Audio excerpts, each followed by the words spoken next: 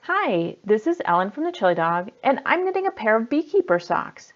These socks are worked from the toe up and use German short row shaping for both the toe and the heel. So today I'm going to teach you how to do German short rows. I'll be demonstrating with the sock toe, but the method is similar for the heel. So let's start knitting.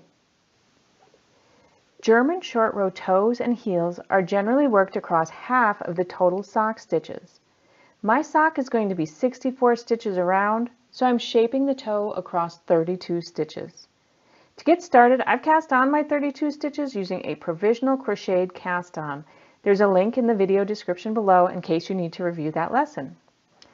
If you were working German short rows for heel, you wouldn't need to cast on new stitches. Instead, you would just work across half of the sock stitches where the heel belongs. Also, for my toe, I'm starting on a wrong side row. For German short row heels or toes that are worked from the top down instead of from the toe up, you'd likely begin on a right side row. So on the first wrong side row, you're just going to purl across all the stitches until one stitch remains.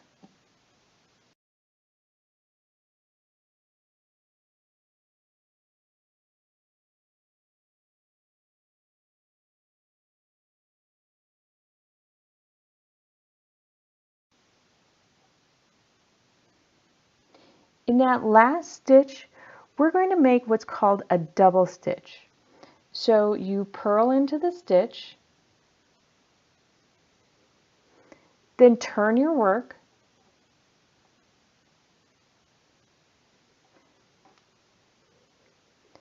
you're going to bring the working yarn forward, slip one stitch from your left needle to your right needle, and then you're going to take your working yarn and pull it over the top of your right needle.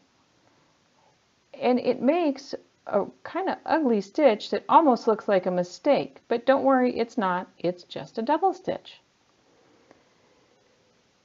On the first right side row, you're going to knit across until one stitch remains.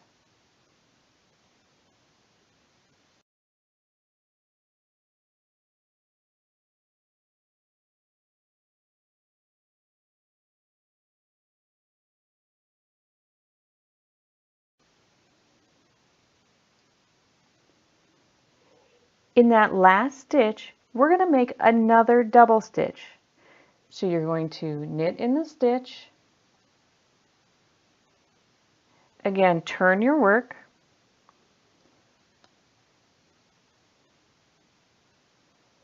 and this time the working yarn is already at the front of our work. So we're going to slip one stitch purlwise. I'm going to tighten it up a little bit. And then again, we're going to bring the working yarn over the top of the right hand needle, and I'm going to set it up to purl my next stitch. And again, that stitch looks kind of messy and ugly, but don't worry, it's just a double stitch. As you work the first half of the toe or heel shaping, you simply work in stockinette stitch to one stitch before the next double stitch, then make a double stitch. And I'll demonstrate the wrong side and right side rows one more time. So on the wrong side, you're just going to purl across until you get to one stitch before the double stitch.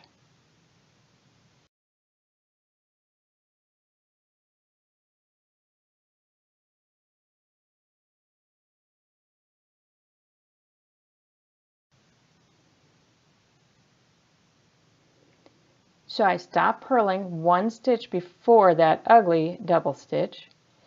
And now I need to make one more double stitch. So I'm going to purl into this stitch, turn my work over to the other side, bring the working yarn forward between the two needles, slip a stitch purlwise from the left needle to the right, and then pull the working yarn over the top of the right hand needle. And again, that gives me another kind of weird looking double stitch. On the right side, you're going to knit across the row until you're 1 stitch before the next double stitch.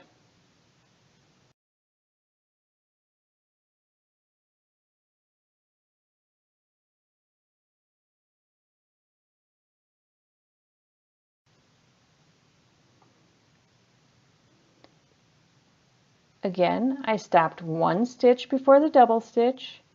Now I need to make another double stitch, so I'm going to knit in that stitch, turn my work over to the other side. The yarn is already to the front of my work, so I'm going to slip 1 stitch from the left needle to the right, and then I'm going to pull my working yarn over the right hand needle, and I'm going to set it up for my next purl stitch. And again, that makes a second double stitch. So you would continue until you have the specified number of turning stitches or double stitches on each side of the toe or the heel. So the first half of the shaping is usually complete when about 1/3 of the stitches on each side of the toe or heel are double stitches, and about 1/3 of the stitches at the center of the toe or heel are regular stockinette stitches. I've finished the first half of my sock toe, and I've divided my work here onto 3 needles just so it's a little bit easier to see how the toe is shaped. I have 11 double stitches on each side of the toe and 10 regular stockinette stitches here at the center. So before you start shaping the second half of your German short row toe, it's very important that you have the same number of double stitches on each side of the foot. So again, I'm starting with a wrong side row. So when you're working the wrong side row, you're just going to purl across until you get to the first double stitch.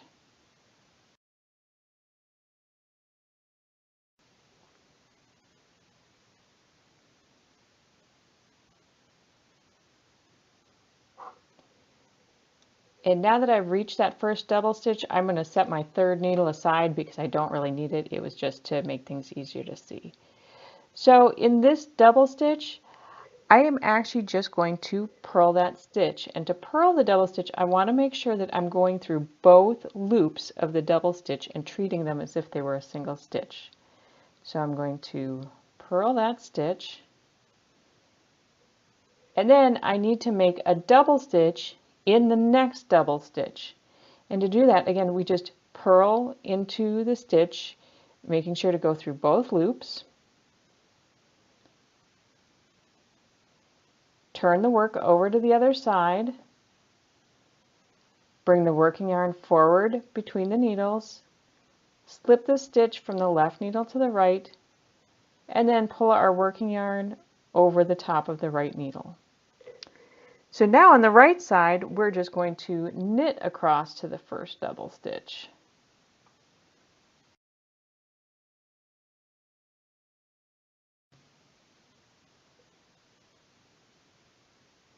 When you reach the first double stitch, you're going to knit into that stitch. And again, you need to make sure you're going through both loops of the stitch. And then make a double stitch into the next double stitch, and do that by knitting the stitch, going through both loops, turn the work over to the other side. The working yarn is already here at the front,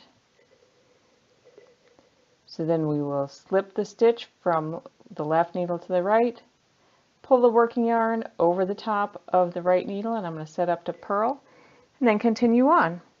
So you would just continue doing that until only 1 double stitch remains on each side of the toe. I've almost finished my toe shaping. I'm at the point where I have 1 double stitch over here on the side of the toe and another double stitch here on the other side of the toe. So for the last 2 rows of the toe, you simply work across in stockinette stitch. You don't have to make an extra double stitch at the end. So you would work across the wrong side and then just purl into this double stitch, turn your work, work across the right side, and then knit into the last double stitch.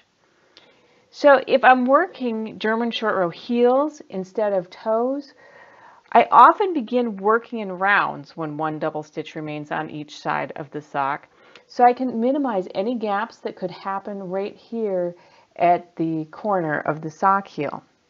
So in that case, if I was knitting when I reached the remaining double stitches on either side of the heel, I would just work in the pattern through both loops of the double stitches. Now that my German short row toe is complete, I can transfer the live stitches from my provisional cast on edge to my knitting needles and then continue working the rest of my sock in the round. So I hope you enjoyed learning how to knit a German short row toe.